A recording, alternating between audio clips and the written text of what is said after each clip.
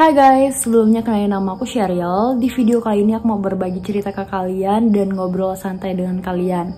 Tepatnya topik kita hari ini adalah mengenai 3 sumber penghasilan aku dalam 1 bulan. Untuk saat ini ya, video ini aku buat bertujuan untuk menginspirasi dan aku pengen kalian tahu bahwa kita anak daerah tuh juga bisa bersaing di kota. Jadi jangan anggap ini video yang negatif, ini bukan untuk pamer ke kalian, tapi aku harap kalian bisa ambil sisi positifnya, oke? Aku hanya pengen nunjukin ke kalian bahwa kita tuh bisa selagi kita mau. Umur aku saat ini 20 tahun, dan tepat di Oktober nanti di tahun ini 2021, umur aku adalah 21 tahun. Aku lahir di kota Pontianak, dan aku besar di Kabupaten Skadau, Kalimantan Barat. Pontianak juga Kalimantan Barat ya guys. Jadi aku besar di Kabupaten Skadau sampai aku SMP. Kemudian pas SMA aku kembali ke kota Pontianak untuk melanjutkan pendidikan, yaitu SMA. Aku bersekolah di SMA Taruna Bumi Katulistiwa Pontianak. Nah, buat kalian yang belum tahu itu di mana, kalian bisa cek di Google Maps Skadau atau Kabupaten Skadau. Nah, ini tempat aku dibesarkan. Kemudian Pontianak tempat aku dilahirkan dan aku melanjutkan SMA. Aku datang ke Jakarta karena bekerja sebagai seorang pramugari guys. Nah, buat kalian yang belum tahu atau yang baru nonton video aku, atau mungkin ini video pertama yang kalian nonton, aku adalah seorang pramugari. Jadi 3 penghasilan aku, pertama aku dapatkan dari gaji pramugariku, yang kedua dari all shopnya aku. Kalau kalian sudah mengenal aku, maaf guys, aku sampai garuk mata gatal banget. Yang kedua itu dari all shop aku, ada mini airpod, Selasi katalog, kemudian ada Selasi beauty studio, dan ada beberapa lainnya di Shopee juga. Nah, yang ketiga aku dapat dari penghasilan YouTube aku. Jadi dalam 1 bulan aku punya 3 penghasilan, yaitu dari pramugari, gaji pramugari, yang kedua hasil jualan all shop aku, online shop, dan yang ketiga adalah gaji dari YouTube. Sebelumnya aku juga pengen terima kasih dengan kalian, karena kalau tanpa kalian juga aku nggak akan dapat penghasilan yang ketiga, yaitu dari YouTube aku. Di sini aku pengen ngasih tau ke kalian kalau kita tuh anak daerah tuh bisa berjuang, kita tuh bisa bersaing di kota selama kita mau. Aku tuh datang dari kampung juga sama dengan teman-teman. Kalau kalian belum tahu Skadau, kalian boleh deh cek di YouTube ataupun nih. Itu tuh kalau dari kotanya tuh, dari Pontianak itu sekitar 5-6 jam. Dulu tuh makan KFC aja tuh harus nunggu orang tuaku tuh pergi ke Pontianak guys. Bayangin, mungkin orang-orang di Skadau tuh kita bisa ya beli KFC gitu, kita punya biayanya, tapi karena di daerah itu belum ada akses, kayak belum ada KFC dan sebagainya, kita tuh yang kayak gitu-gitu tuh nggak tahu. Jadi dulu tuh aku kudet banget, kayak makan KFC aja tuh harus nunggu orang tuaku ke Pontianak, bisa setahun sekali, atau mungkin ada keluarga atau siapa yang ke Pontianak baru kita nitip. Kalian mau tahu nggak, pas aku datang ke Jakarta pun aku norak banget. Pas aku sampai di Jakarta 2007, aku pernah ke Jakarta, itu umur aku 7 tahun. Tapi saat itu kan aku nggak ngerti apa-apa, jadi anggap aja itu cuma kenangan aku liburan gitu. Tapi aku nggak pernah tahu, maksudnya nggak ingat persis Jakarta itu seperti apa. Aku hanya ingat tempat-tempat liburan yang pernah aku datangin, itu di 2007. Aku datang ke Jakarta itu umur 18 tahun untuk ngikut untuk ikut pelatihan pramugari, dan aku jadi pramugari, bekerja sebagai pramugari. Maksud aku guys, maaf berbelit-belit, karena aku sambil mikir nih gimana nyampain ke kalian supaya lebih mudah dimengerti. Pertama kali ini aku datang ke Jakarta, kan di bandara, dari bandara tuh aku mau ke rumah tanteku, kan kita ngelewatin jalan tol ya. Tahu nggak pikiran pertama kali aku tuh apa? Gila ya, jalan di Jakarta tuh besar banget. Gimana ya kalau aku belanja nyebrangnya tuh kayak gimana ya? Kok nggak ada belokan gitu-gitu? Karena kan aku ngelewatin jalan tol, dan waktu itu aku sendirian, aku naik bus Damri dari dari bandara. Aku kayak diarahin gitu loh, nanti naik Damri ke sini. Itu aku senora itu guys. Jadi tuh yang di bayangan aku pas aku sampai itu, pas aku ngelewatin jalan tol, gila ya jalan di Jakarta. Di bayangan jalan di Jakarta tuh segede ini gitu. Di bayangan aku tuh semua jalan di Jakarta, termasuk kayak perumahan apa segala macam tuh, jalannya sebesar jalan tol. Itu yang aku bayangkan saat itu, dan senora itu aku guys. Kemudian dulu tuh aku pernah ada di titik aku tuh nggak tahu chat time. Sampai aku jadi pramugari pun aku nggak tahu chat time itu apa, karena aku nggak pernah jalan-jalan. Dulu kan SMA-nya aku juga di asrama ya, jadi aku kudet banget. Ada mbak-mbak pramugarinya, Sheryl kita beli chat time yuk. Aku tuh mikir banget, chat time tuh apaan. Sumpah aku senora itu pas jadi pramugari. Maksud aku menceritakan ini ke kalian tuh, aku mau ngasih tahu ke kalian bahwa sejauh manapun, sedaerah manapun kalian tinggal, tapi kalau kalian mau berjuang, mau berusaha tuh kalian tuh bisa gitu. bersaing di kota.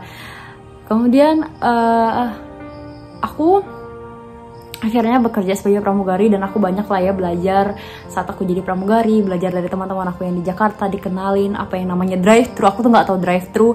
Drive-thru itu kayak kita kalau di sini tuh ada kayak McD, itu di Pontianak nggak ada. Aku nggak tahu sih sekarang udah ada atau belum, tapi setahu aku dulu pas aku di sana tuh McD belum ada. Terus di sini tuh ada yang namanya drive-thru apa segala macam.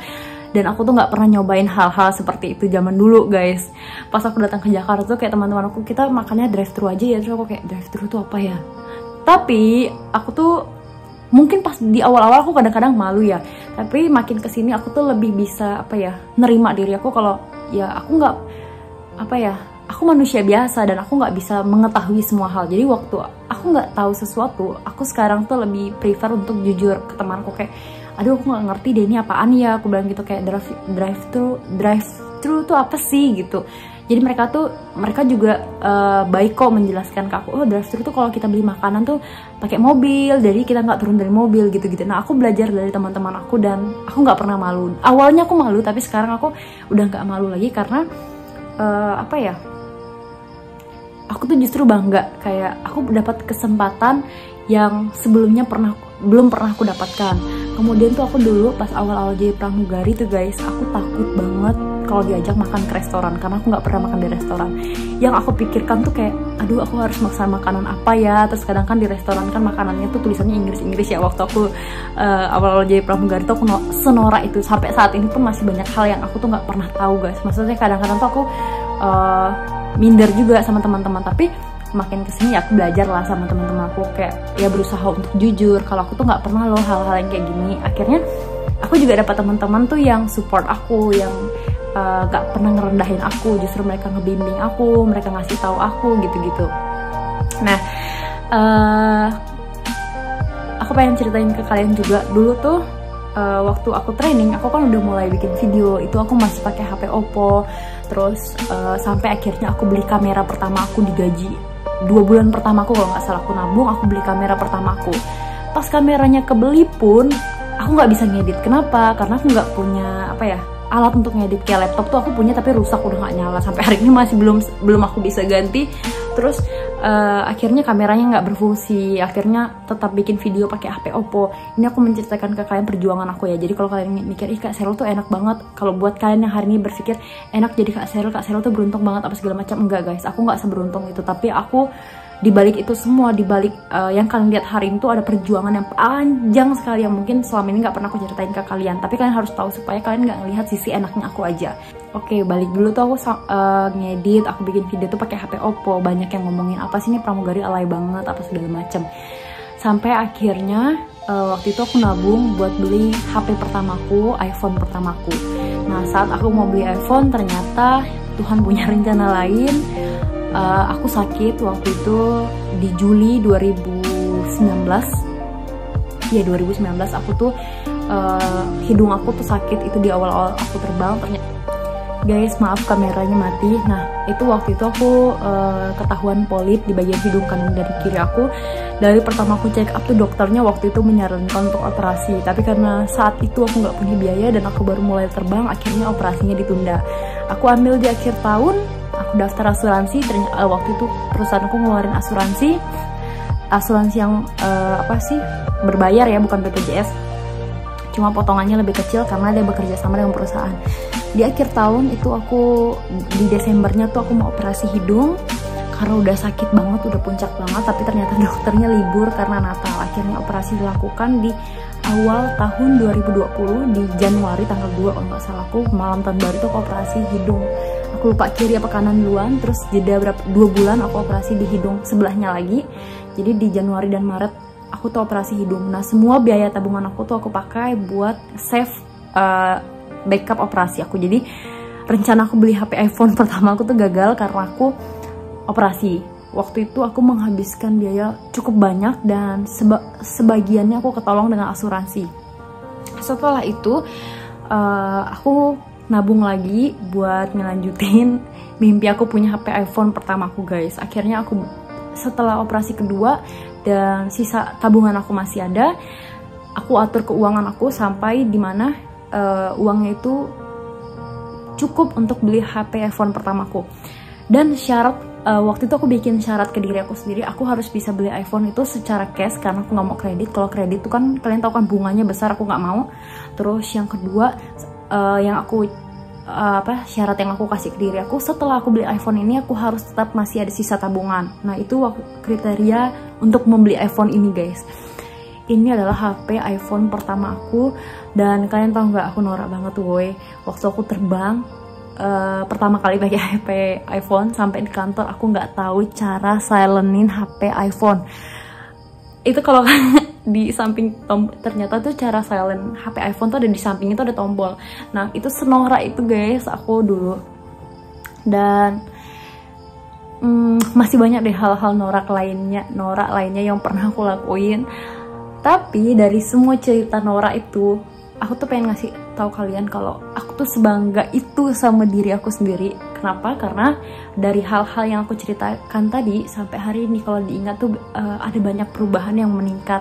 Dari yang dulunya aku nggak pernah makan ke restoran, sekarang aku pernah makan ke restoran. Dari yang dulunya aku nggak punya dari barang-barang aku bisa upgrade gitu, dan aku bisa beli dari hasil penghasilan aku sendiri, dan semua barang yang aku beli itu dengan tujuan tertentu guys. Aku beli iPhone tuh kenapa? Karena waktu itu aku pengen fokus di konten, aku pengen bisa menghasilkan dari YouTube. Tapi terbukti guys, walaupun perjalanan aku panjang dari bikin video pakai Oppo apa segala macam, sampai hasil ini sampai hari ini YouTube aku berpenghasilan apa segala macam, itu proses yang sangat panjang. Jadi kalau hari ini kalian bilang enak ya, pengen jadi kayak Kak Sheryl apa segala macam, tapi kalau kalian tidak mau ngerasain hal-hal yang gak enaknya, kalian gak akan bisa ada di titik ini. Kalau kalian pengen sukses, kalau kalian pengen maju, kalian harus ada banyak hal yang harus kalian relakan. Dulu aku sampai stop berteman, bukan stop berteman sih, kayak aku banyak menghabiskan waktu sendiri. Aku banyak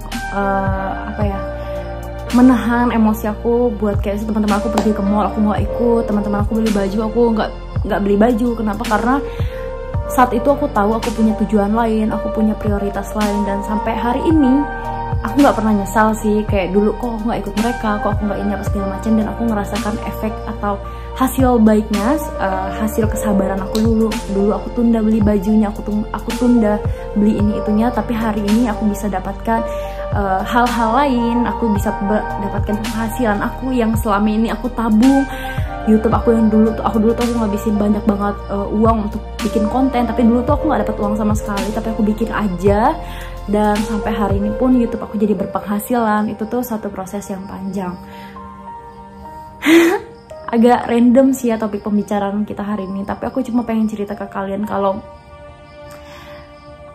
apapun yang kalian pengen gitu, kalian pengen punya penghasilan yang banyak, kalian pengen punya ini, pengen punya itu, semua itu bisa selama kalian sabar. Dan kalian tuh nggak usah malu, nggak usah gengsi sama teman-teman kalian, sabar aja gitu. Karena dari hasil sabarnya kalian nanti, kalian tuh pasti akan dapat hal-hal yang nggak pernah kalian bayangkan, bahkan kayak akan dapat surprise yang di luar dugaan kalian. Aku rasa videonya udah kepanjangan ya. Semoga video ini bermanfaat. Next aku cerita lagi, dan sampai jumpa.